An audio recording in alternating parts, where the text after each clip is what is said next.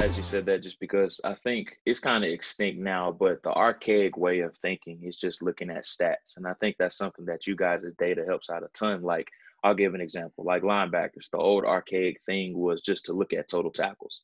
Mhm. But I mean, if a guy is running through the first level untouched, of course, the Mike linebacker is going to have a ton of tackles. But if he can't get off double teams, which is something I think you guys do a good job of as far as just dissecting exactly when these guys are able to disengage from contact. So I want you to go in context a little bit about why like these certain data points at certain positions are so distinct and why they're so important.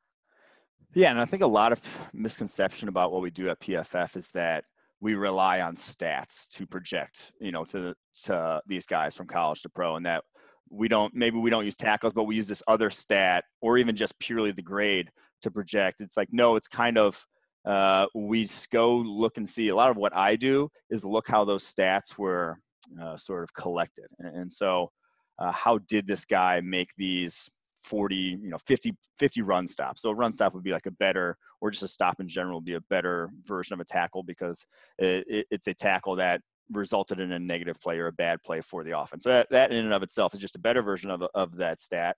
And then we're going to look and see how was he doing it. If it's a guy like Evan Weaver from Cal last year, racked up those stops, but it was him unblocked, Right.